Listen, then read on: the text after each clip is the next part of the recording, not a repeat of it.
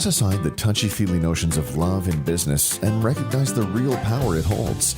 Welcome to the Love is Just Damn Good Business podcast with host Steve Farber. Drawing on his work with a wide variety of companies from the Fortune 100 to smaller family-owned businesses, Farber shares inspiring interviews with business leaders and proven strategies for how you can create experiences that your customers will love by developing a culture that your employees, teammates, and colleagues love working in. Discover why and how love, at the end of the day, is just damn good business for you too. Here's your host, Steve Farber.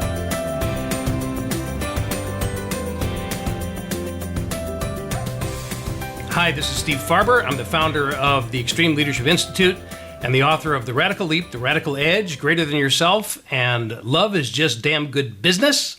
And welcome to part one of our 5-day exploration into the world of extreme leadership. These are extreme times that we live in, and I think it's fair to say that extreme times call for extreme leadership. The question is, are you an extreme leader? And maybe even more important, are you willing to become one? Well, we can't answer that question until we explore what this extreme leadership thing means.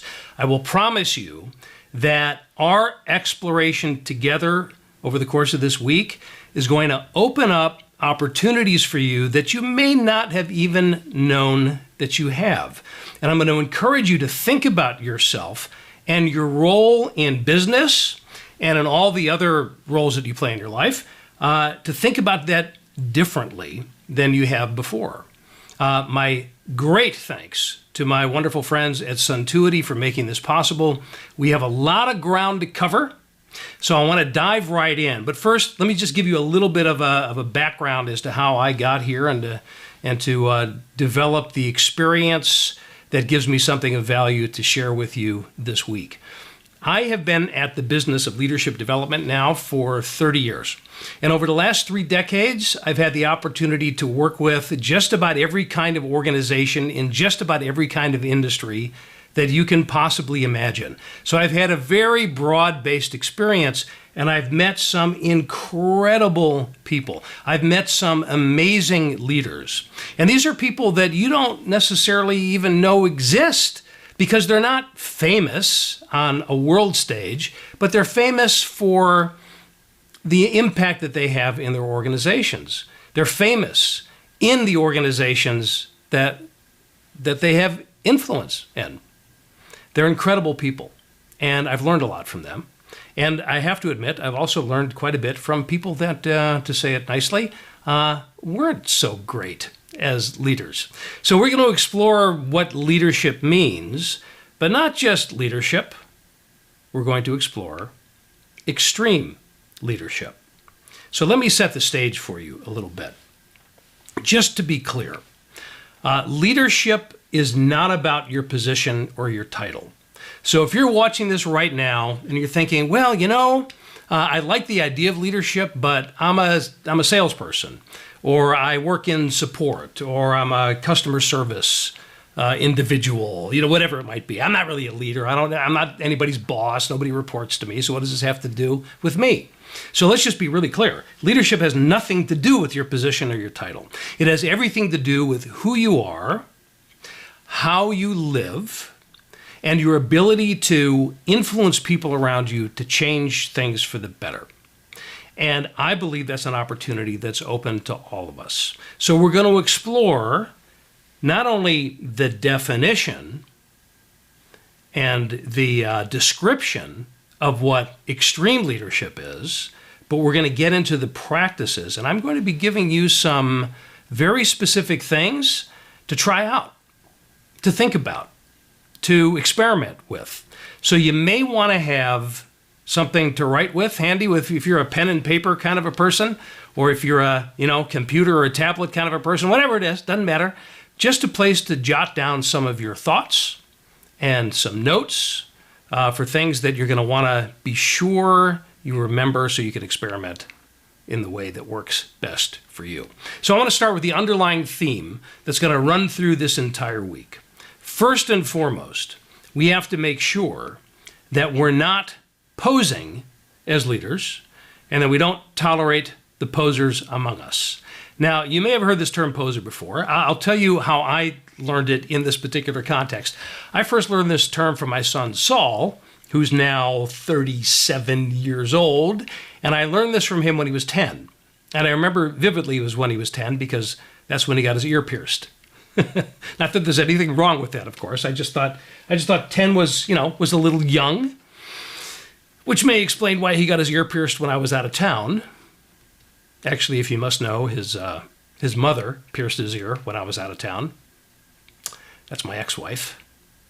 It's not significant. It's just true. Thank you. That was good therapy for me. But when he got his ear pierced, that was also when he started wearing a size 38 pants. So this was a skinny 10-year-old kid who started wearing essentially my pants at the time. If you're old enough to remember when the baggy pants thing first started, well, Saul was, let's say, an early adopter of that style because he was a skater. And it was actually the skateboarders that started wearing that baggy pants thing, not just because it was a cool countercultural fashion statement, which it was, but because it was useful. It gave them the flexibility and the mobility that they needed to do all that crazy stuff on their boards, like this guy here. So here's what started to happen. It became a popular way to dress.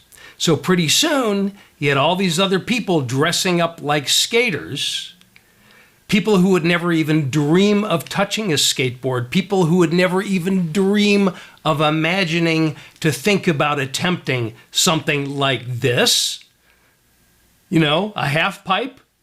That meant something entirely different to a lot of these people, right? So they were just dressing up in the clothes of a skater, and it really ticked off the skaters because they said, these people are posing as us.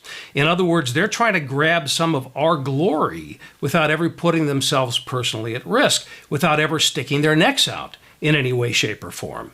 So it's my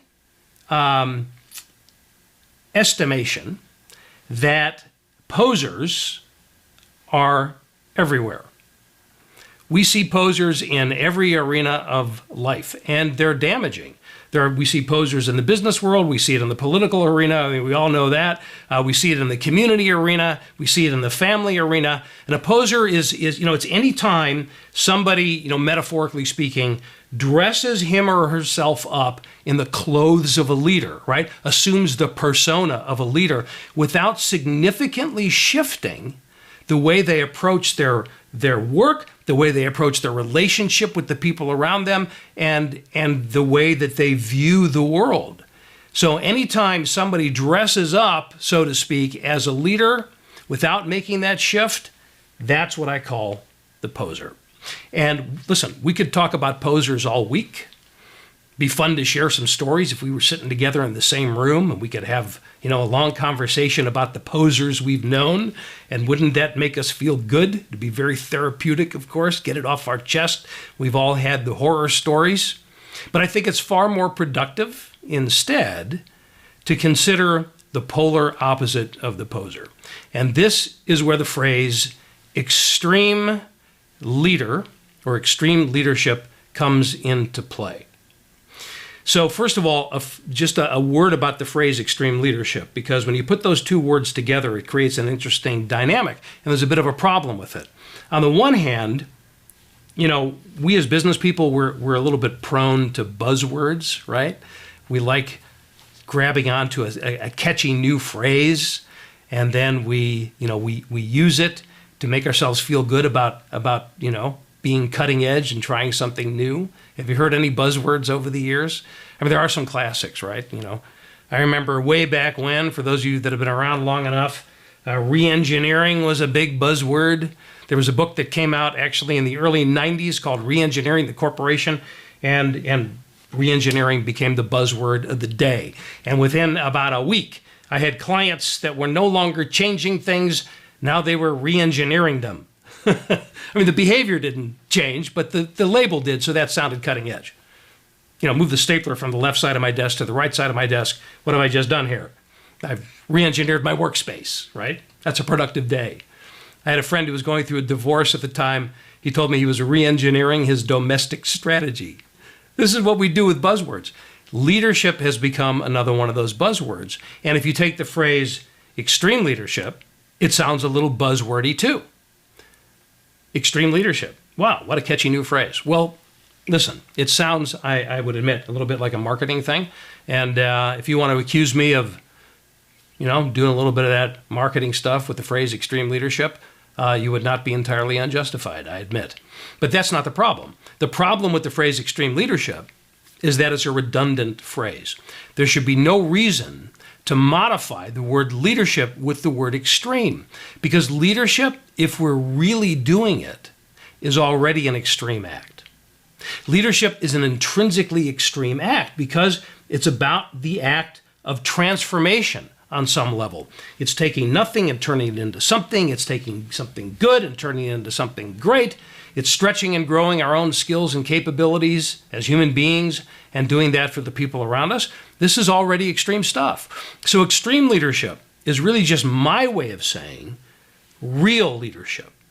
The real leader is involved in something extreme.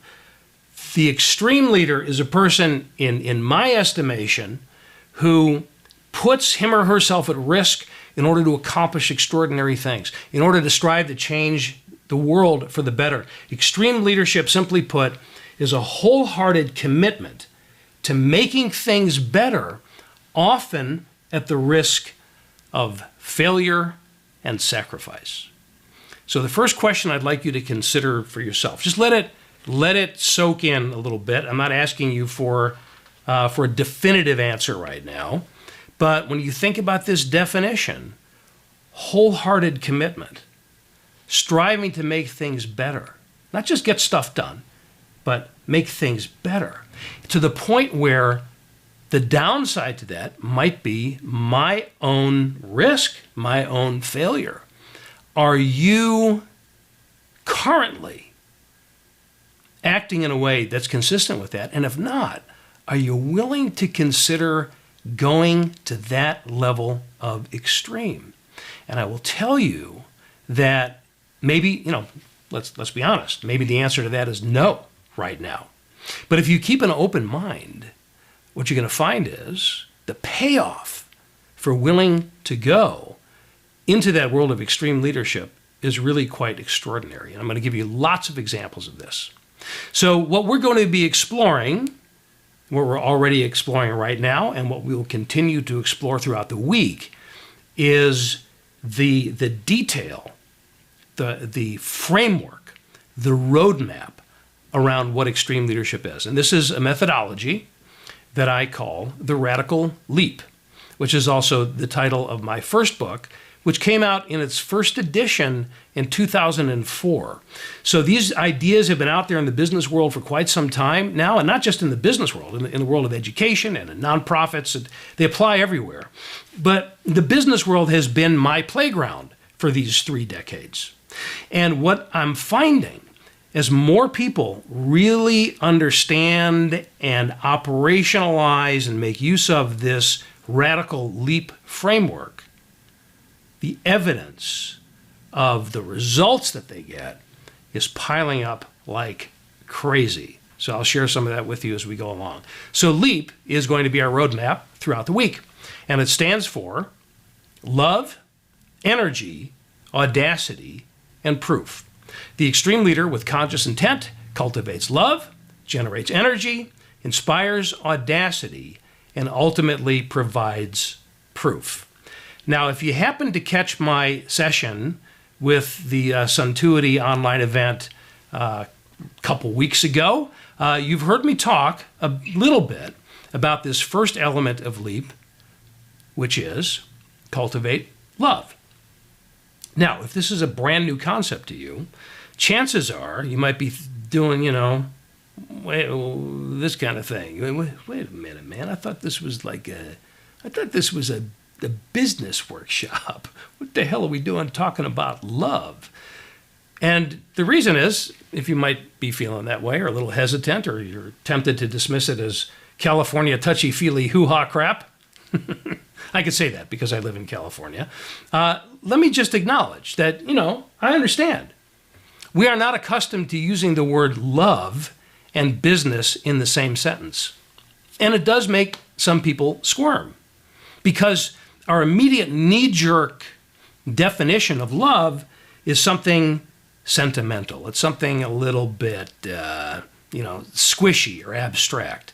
And what I'm going to suggest to you is that nothing could be further from the truth. Not only is love not inappropriate in the context of business, it is at the very foundation of what great leadership is. And I'm not making this up. I'm not suggesting this to you because it sounds nice and it sounds provocative. If you look behind the curtain at some many really influential leaders and begin to peel back how did they go about getting the results that they've gotten, you will begin to hear, if you listen for it, you'll begin to hear the L word used quite a bit more than maybe you've realized before. For example, Burton Goldfield is the president and CEO of a company called TriNet. Now, TriNet is a $4 billion publicly traded company. So, you know how it is with public companies. They are watched like a hawk by their investors and by Wall Street, and are not, let's just say, prone to being seen as fluffy, as it were. Well, let me share with you Burton's perspective on this love thing from running this $4 billion enterprise called TriNet. Here's what he said in his own words. In my experience, he said, love is a difference maker. It brings an authenticity to a company's culture and makes leaders more human and more effective. Okay. It makes leaders more human and more effective. Now, what's the relationship between human and effective? The more human we are, the more we allow ourselves to show up and approach our work as real, genuine, authentic human beings versus the poser, versus somebody who's putting on an act because that's the way you're supposed to do it in business. The more we can fully show up as who we are in whatever work we do, the better the chance is that we're going to inspire people and engage the people around us so that together we can be more and more effective, in Burton's words. And if I had to frame this all up in the context of leadership, this love thing really makes perfect sense. I mean, just from a strict business perspective, think of it this way.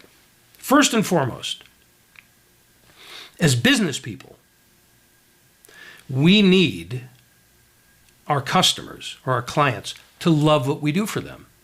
Because anything short of that doesn't engender any kind of brand loyalty or repeat business or word of mouth. If a customer just says, yeah, you guys are pretty good, I'm satisfied with that, the temptation is to say, okay, look at us, we're pretty good. But that's death to a business. Because if you're pretty good, I can go find 100 other people who are just as pretty good, right? But if I love what you do for me, if I love the way you approach my needs, if I love your product, if I love your service, if I love the way that you anticipate things, my problems and give me solutions that I didn't even think of until you offer them to me, when I love that, that's where the payoff comes from. That's where the repeat business comes from. That's where the brand loyalty comes from. That's where the commissions come from if I'm a salesperson. This is not frivolous. It's just damn good business, right? So let's just start with that. We want our customers to love what we do for them. Now, let's back that up. The only way that we can really make that happen, that I individually or us collectively in a team or in a company can make that happen in a meaningful and sustainable way over time, is to create an environment or an experience or a culture, whatever terminology you want to use, that I and we love working in. If I love working here, I'm much more likely to give that kind of experience to my customers, and that's where the payoff is going to come from, okay? So we want our customers to love what we do for them. The way to make that happen in a meaningful and sustainable way over time is to create a working experience that we love being a part of. And to back it up one more step, I can't create or contribute to an experience that we love working in unless what? Unless I love it myself first. If I don't love this business, if I don't love these customers, if I don't love our product, if I don't love our solution that we're bringing to the world, what's my alternative? I have to fake it. I'm back to the poser thing, right? And, let's just be clear about this. I'll use a technical term here. People have a pretty good bullshit meter, do they not? They know when we're faking it. So it comes back to what Burton Goldfield said. It's about authenticity, and authenticity runs through this whole thing. And if I am authentically connected with my heart to my work, that's going to show up in the way that I work, and it's going to show up in my presentation to my customers and potential customers. Whether I'm giving a literal presentation or I'm just presenting my product or service through the way that I live and work every day. Now, I'm not telling you anything you don't already know. I'm pretty convinced of that. Can you ever, just think about, I know we're not running a lot of errands nowadays because we're all kind of stuck at home, And by the way, I'm coming to you from my home office in San Diego, and which is a place that we're all spending a lot of time nowadays. I mean, not my home office, but in our own homes. But just to just reminisce a little bit about those times you're out running errands, and I'm sure you still go to the grocery store occasionally, right? We all got to eat. So imagine the scenario: you walk into a grocery store, and have you ever had this scene where you're looking for a product, you can't find it, you're lucky enough to find an employee, and you ask that person to help you? Hey, can you help me find this? Whatever it is, and it becomes really clear to you in that moment that this employee, this person that you just asked, hates this freaking place. Have you ever had that experience? It's just become really, it's really obvious, right? Their eyes roll back in their head. It's over there, that kind of thing. And I bet you've had the opposite experience as well. You ask another employee the same question under the same circumstances and get an entirely different response. They light up, and then they walk you over to the place in the store where you could find that product, and along the way, they're having a nice chat with you and learning about your life and learning about your kids, and it's just really clear that this person is loving their life in that moment. Now, what I'm about to say is not 100% true, but it is mostly true that person, either one, that person's reaction to you in that moment is a direct reflection of that person's experience in working in that place. If I hate working here, it's very difficult for me to give you an experience that you're going to love. Now, having said that, there are exceptions to the rule, right? There are always going to be people that no matter how great the place is, they're just miserable people. And that's the way they're going to act towards you. Listen, I'll never understand why people like that are put in customer-facing positions, but sometimes it happens, right? And then, of course, there are some people that no matter how terrible the place is, they're just wired in a way that they understand that's not your problem. They're going to treat you well anyhow. So there are exceptions. But for the most part, my experience in working here is going to affect the experience that I give to you as my customer. So I'm going to guess that we've all had experiences like that. Now I'm going to share with you one of my favorite ones where this really came into sharp relief for me. Under normal circumstances, I do a lot of traveling. Under normal circumstances, you and I would likely right now be sitting in a room together in some big conference hall or ballroom at a hotel, because I do a lot of speaking at events, right? So one of these times, this was a little while back, I traveled out to Boston to work with the senior management team of a company which at the time was called Sovereign Bank. Now they're part of Santander. So Sovereign Bank was a regional bank in the Northeast. So therefore they did not exist out here in California where I live, and I had never heard of them. So I did my usual preparation ahead of time before I went out for the event. And I sat down on the phone with some of their senior executives to learn about the company. They told me about their mission and their values and their competitive landscape, their plans for the future, their objectives for the meeting, all that good stuff. And I got a pretty good education, but I'd never actually been in a sovereign bank. So I got out to Boston a day early, which was kind of unusual for me, and I took advantage of the extra time on the road to take care of some personal business that I had going on at home, which required my getting a couple of documents notarized. So I went down to the concierge of the hotel, told him I was looking for a notary, and he said, well, we don't have any notaries on staff. He said, but you know what? There is across the street a branch of Sovereign Bank, and I'm pretty sure they have a notary there. So you may want to check them out. So now I was thinking, well, that's convenient, right? Because now I could go get my personal stuff done, and I could do a little reconnaissance work at the same time. I could do a little, ghost customer kind of a thing. So I walked across the street, and it was a small branch. There were just two tellers sitting side by side. So I walked up to teller number 1, told her I was looking for a notary. She pointed to teller number 2. She said, that would be Rosella over here. Rosella, yes, she is a teller, and she's also a notary. She'll take care of you. So I said, thank you very much. I stepped over to Rosella's window, and we started doing the usual notary stuff, right? Signing and stamping and all that. Now, what I need you to know is, I didn't say anything to Rosella at all about who I was or what I was doing there. We were just making small talk, right?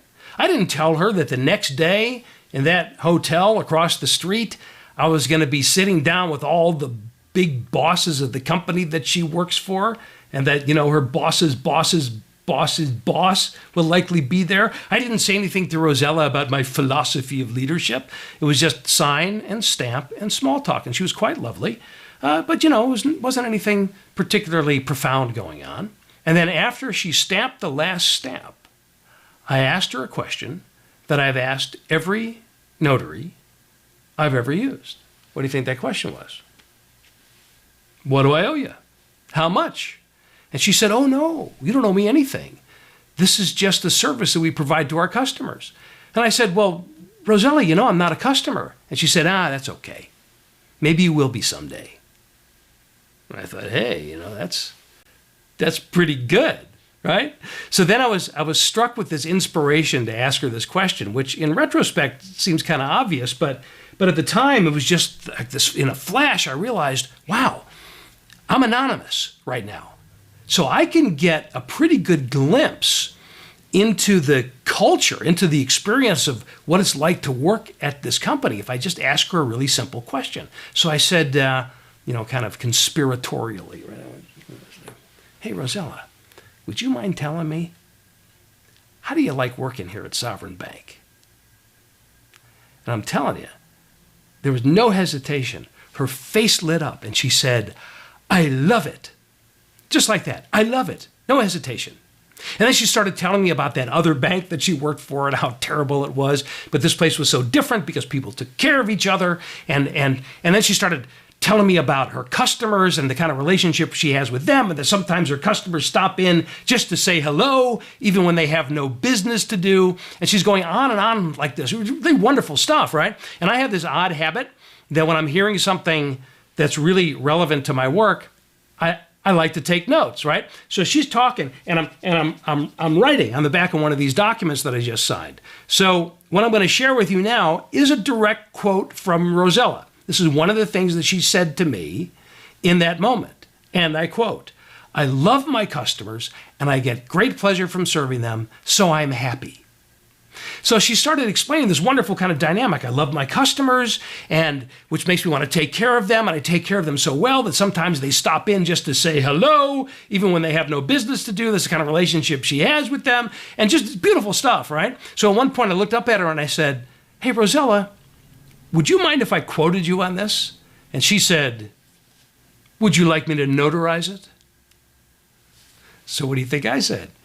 Yeah, that'd be awesome. And she did. So here you go. What you're looking at here is the back of Rosella's business card. Now, the reason you're looking at this right now is because I was so excited by this. I ran across the street with her business card in hand, ran back to my hotel, took a picture of it with my iPhone, stuck it in my PowerPoint deck, and the next day I showed it to the bosses of that company. I said, hey, folks, look what you have going on right across the street here. I mean, this is Rosella the Teller. She's awesome. Sorry, that's my best Boston accent. And the boss was so blown away by this that he ran across the street to say thank you to Rosella. And you can imagine how that blew her mind and the impact that had on her day and therefore on her customers. And around it goes. So please don't tell me that love has no place in business. Of course it does. It's just damn good business.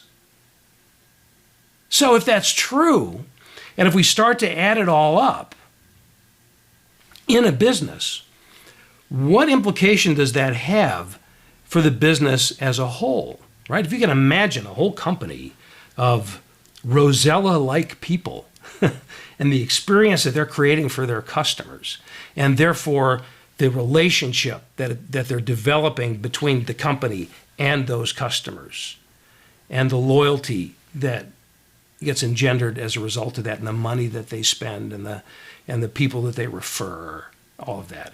If that does all of that add up? And as a leading question, of course, because the answer is, well, sure it does. But how do we know? And what form does that take?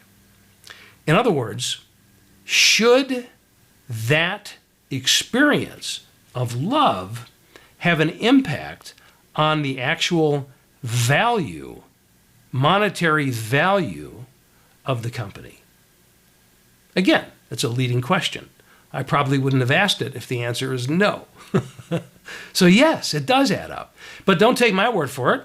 Let's ask the most successful investor in companies that perhaps the world has ever seen. And of course, I'm talking about Warren Buffett.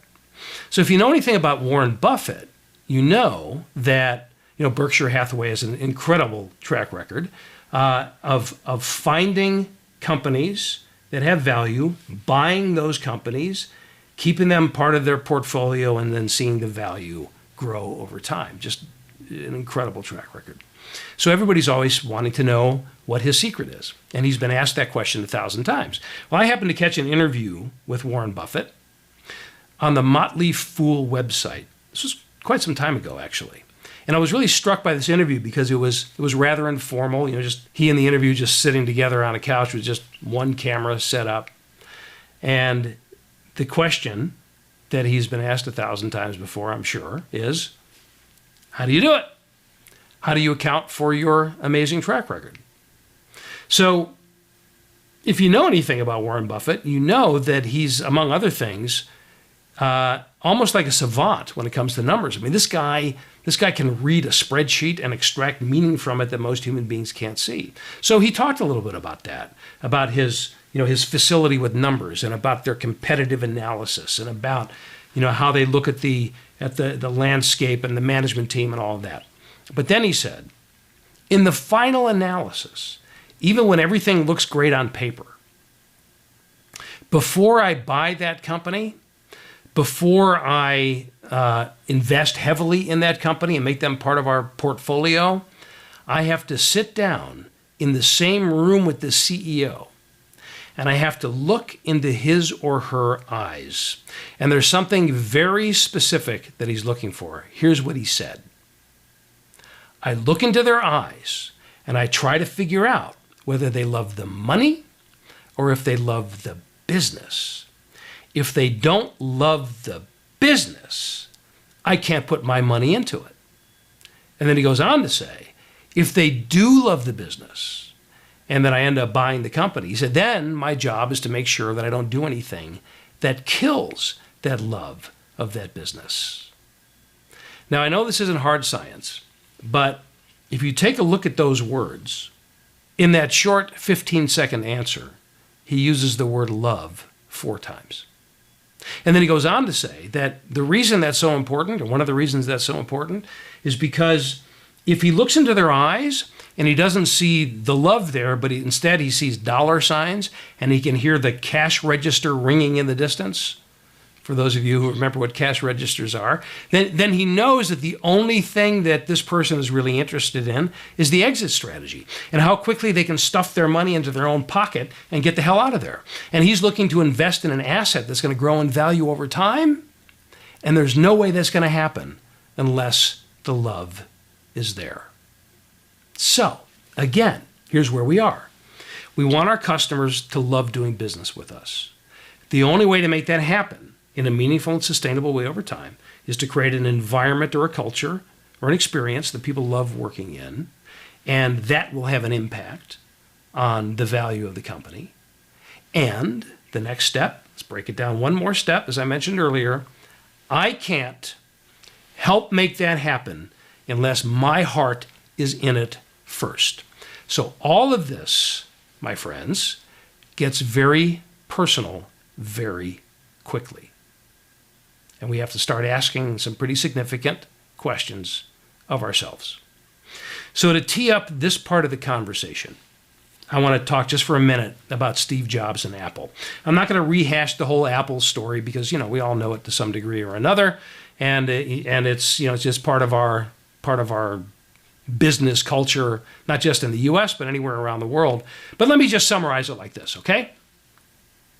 Steve Jobs and Steve Wozniak started Apple Computer in Jobs' parents' garage in Silicon Valley all those many years ago. He sold his Volkswagen to raise the money to build their first circuit board. That's where Apple started. And we all know what Steve Jobs helped to create in his lifetime and how successful that company became and still is. The part that some of us may not remember so well, or maybe never even heard of, depending on how young or old you are, Steve Jobs experienced probably the most significant and public humiliation and failure in the technology world when he got fired from Apple. He brought in John Scully to help him run the company. He brought him in from Pepsi, right? And within about 10 minutes, his own board forced him out. So here's a guy who quite literally got fired from the love of his life, which is the way he often described Apple, right? So you can imagine the damage to his pride and his now legendary ego, etc., when that happened. And after he left, after he was booted out, he had a couple of other ventures. Apple went off the rails, and then eventually Steve Jobs came riding back in on the proverbial white horse, turned the place around, and the rest, as we like to say, is history. Well, there was a speech that he gave to the graduating class of '05, so 15 years ago already, at Stanford University. And it's a beautiful speech. It's become quite famous. I'm pretty sure you can find that on iTunes if you look there. And people were playing this a lot, after he passed away as a remembrance, because it's just a wonderful speech. And I recommend that you go listen to it. And in that speech, he's talking about, he tells his story. And when he got to the part where he talked about how he made it through those particularly difficult times, here's what he said in his own words. "I'm convinced that the only thing that kept me going was that I loved what I did. The only way to be truly satisfied is to do what you believe is great work. And the only way to do great work is to love what you do."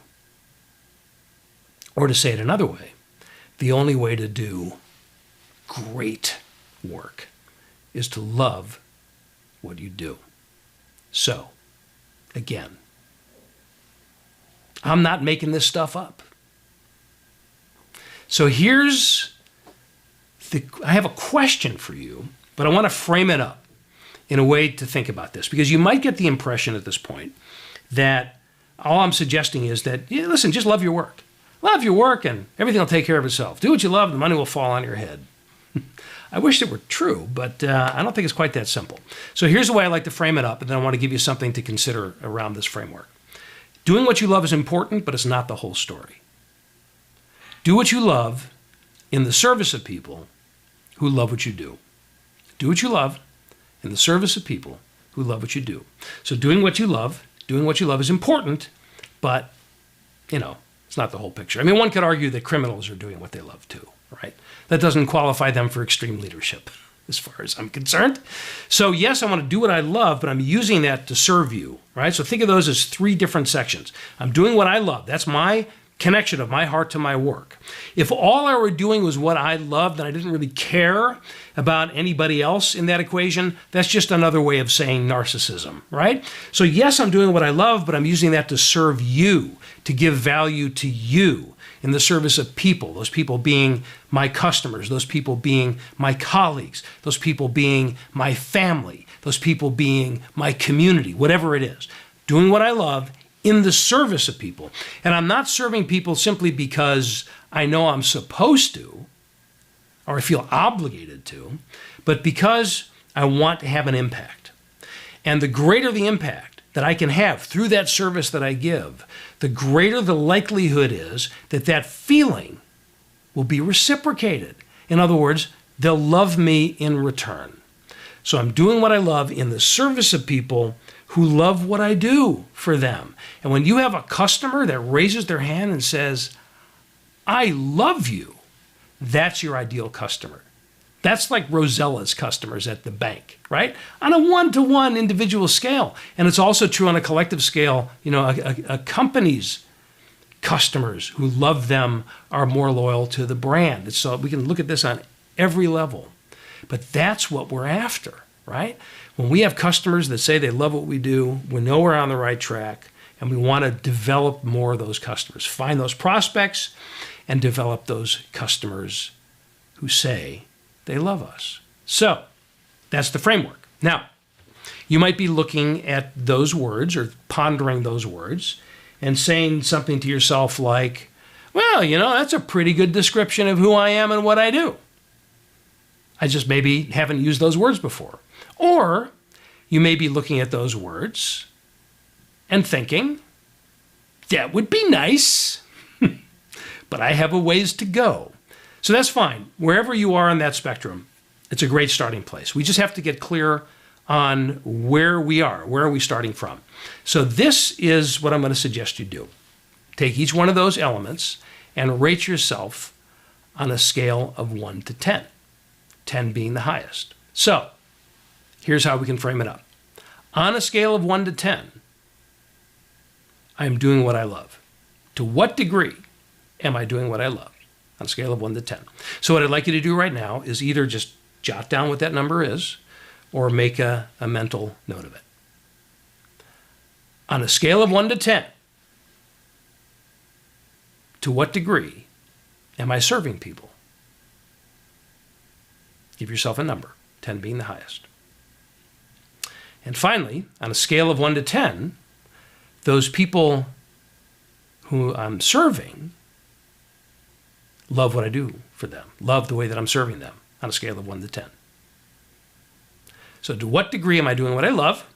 To what degree am I serving people? And to what degree are those people I'm serving love what I do for them? Now here's the thing. This is a reflection tool, right? It's not hard science. That last one, to what degree do they love what I do for them? That's actually not yours to answer. That's for them to answer.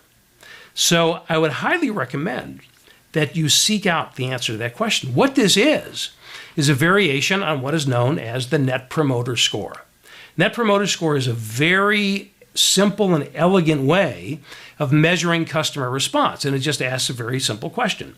On a scale of 1 to 10, customer, how likely are you to recommend our product or service to friends, colleagues, and family?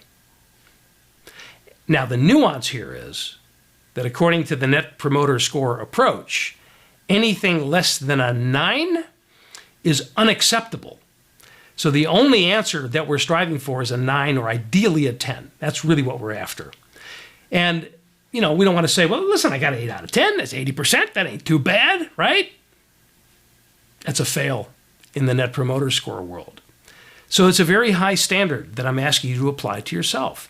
To what degree am I doing what I love? Anything less than a 9, we've got a lot of work to do. To what degree am I serving people? Anything less than a 9, we've got a lot of work to do. To what degree do they love how I'm serving them? Anything less than a 9, we have a lot of work to do. So the question now becomes this: what do I need to do to raise those scores through the way that I work, through the way that I act? So what we're striving to answer here now is, what should love look like in the way that we do business? Or what should love look like in the way that I do business? How can I operationalize love? So this is not a sentiment or an abstract feeling, but a practice and a discipline. How can I put that into action, the result of which will be higher scores on those measures, right? So it's not about the scores per se, it's about the actions that create it. So I want to give you an example, a really brilliant example, in a company that has taken every opportunity to operationalize love and raise their own scores in all of these measures. This company, and I love this example because it's not a particularly, let's say, glamorous or sexy business. The company is called Trailer Bridge. They're in Jacksonville, Florida, and simply put, they're in the shipping business, right? The shipping and logistics company. So they ship stuff primarily from mainland U.S. to Puerto Rico and Dominican Republic. They're in the shipping business. Now, here's the thing about Trailer Bridge, and I'm not speaking out of school here. This is common knowledge, and they will admit to this themselves. So it might sound like a judgmental statement, but it's just a statement of fact. They've been around for 30 years, so that's fact number one. And in their past, they were awful. They were a terrible company. They were toxic. One of my mentors, a guy by the name of Tom Peters, who is one of the greatest management thinkers of our day, once upon a time said the following words. He said, and this is very, technical language. He said, and I quote, "If your company's having trouble attracting fabulous people, it's because your company sucks." Nicely put. That was the reality of Trailer Bridge. They had very high turnover. They had a hard time holding on to people, let alone recruiting new people. It was very difficult to get people in the door and then to have them stay, because the place was toxic, right? Their customers, the only reason their customers did business with them was because they were cheap, and they had to be cheap because their service was so bad. They were kind of a place of last resort. They were losing money hand over fist, and all of this came together in a perfect storm, which forced them into bankruptcy. So on any measure, these guys were not good. Okay? Now, as they emerged from bankruptcy, they burned through 4 CEOs in 2 years and 4 heads of HR in that same period of time. So imagine that you were working at Trailer Bridge, and now there's a new CEO that comes along, and now there's a new CEO that comes along, and now there's a new CEO that comes along. It's like, keep your head down, this will pass, right? And we can't even hold on to CEOs around here. That was the feeling of the place. And this is the way it went. Until one day, the board of the company tapped a guy named Mitch Luciano on the shoulder, who was part of the management team, and they said, "Hey, Mitch, your turn. You want to give this a try? You think you can turn this place around?" Now, here's what you need to know about Mitch. He was a love guy. Now, what I mean by that is, he had, and by the way, I hadn't met him yet at this point, but I came later on to find out that he had actually read The Radical Leap and my other books earlier on in his career, and it had a huge impact on the way that he led. So love, energy, audacity, and proof was his own personal leadership methodology. And now he was given this opportunity to run this company. So he's thinking, okay, I can now, for the first time in my career here, I can build a company that's based on love. I can create an environment that people will love working in. I can create an offering that our clients are going to love to do business with. And that's how I can turn this place around. So he went to the board and he said, I'll take it. I'll take it. But there's one condition, a couple of conditions. Number one, I don't want the title of CEO. I'll take the title of president. I'll earn the title of CEO. When the employees feel that I deserve CEO after my name, that's when I'll take it. Number two, he said, you have to give me license to do what I feel I need to do because I'm a love guy. I'm pretty sure he didn't say those words exactly, but he said, my approach is going to be different. It's not going to be what you private equity, VC kind of people expect. But if you want me to turn this around, you got to give me carte blanche. And they said, okay, fine, please go ahead, turn it around. So the first thing he did was he began to ask the question, if I want to create an environment here that people are going to love working in, what do we need to do differently? How do I create that? What kind of changes do I need to make? So some of the answers to that question were symbolic, really, and others were more systemic. So for example, by saying, I don't want the title of CEO, there was a symbolic gesture where he's starting to prove right out of the gate that I'm really being authentic about this, right? And then he looked at some of the ways that they did business. Like, for example, this is a very simple thing, and again, really symbolic more than anything else, but he knew that it was a tradition at Trailer Bridge forever that people would walk around with their name badges on, right? And he said, hey, we're a company of 130 people. We should know each other's names, right? If I'm going to be working in a place that I love working in, I'm going to know who people are. So what do you think he did? He banished the name tags. No more name tags. And the implications for him, of course, were he had to learn everybody's names. So right out of the gate, symbolic gesture, we need to learn everybody's names. Very simple on the surface. But think about the powerful message that sent. And then he looked at the physical environment. He said, okay, this is Cubicle City.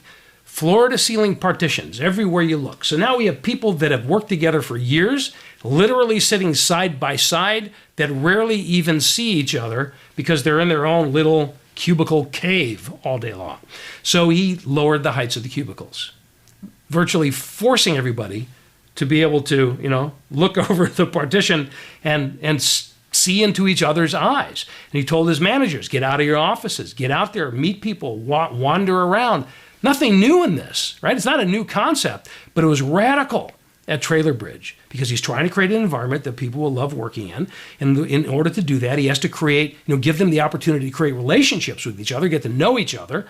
And in order to do that, he had to adjust the physical environment. So then he looked at the break room and he said, okay, let's bring in some opportunities for people to hang out together. So foosball table, ping pong table, the usual kind of a thing that they do, like, started in Silicon Valley, right? So he picked up on that. So now people were hanging out with each other a little bit on their lunches. And then on once a week, I think it was on Thursdays, he started bringing in a food truck, parked it outside the building, and bought everybody lunch so people could hang out together, eat lunch together, play ping pong together, socialize a little bit, and then get back to work.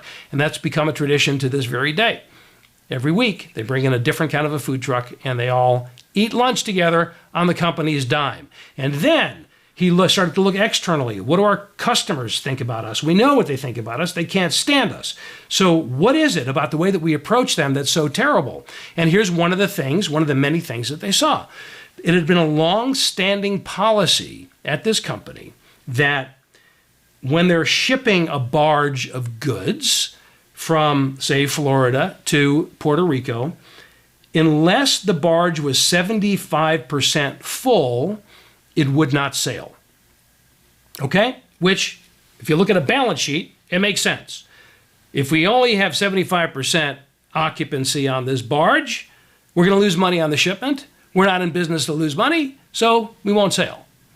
Okay, kind of makes sense on a purely rational point of view, I guess. But they asked the question a little bit differently with Mitch's guidance. What if we look at this from the customer's perspective? What does it look like there? Great question, right? Well, here's what it looks like. I'm shipping a car to Puerto Rico. I tell my family it's going to be there on such and such a date. It doesn't arrive. I call the company. I say, hey, Trailer Bridge, how come my car isn't in Puerto Rico yet? Oh, we didn't ship on time because we couldn't sell enough space. Right? Is that great for the customer? No, it's terrible. It made sense internally. So here's the question that they asked. If we loved our customer, what would we do in that circumstance? And then the answer is pretty obvious, isn't it? What would you do? You would sail, no matter what. We lose money on that shipment, that's our problem. We told them we would sail on that date, we sail on that date. And that's what they started to do. And they looked at every one of their policies and every one of their procedures and every one of their systems that they had in place and asked that question, if we loved our customers, how would we do it differently? If we loved our employees, how would we do it differently? So there were hundreds of things that they did. And that was just a few.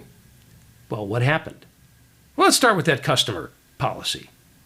So we sail anyway, even if we're 75% full or less. Well, now, fast forward to present time, they are always at least 98% full. Most of the time, 100% full. Every time. Why is that? Because everything has changed at that place. For example, Trailer Bridge has been voted #1 and #2 best place to work in the city of Jacksonville. In the years 2015 through 2017, their revenues were greater than the previous 25 years of the company combined.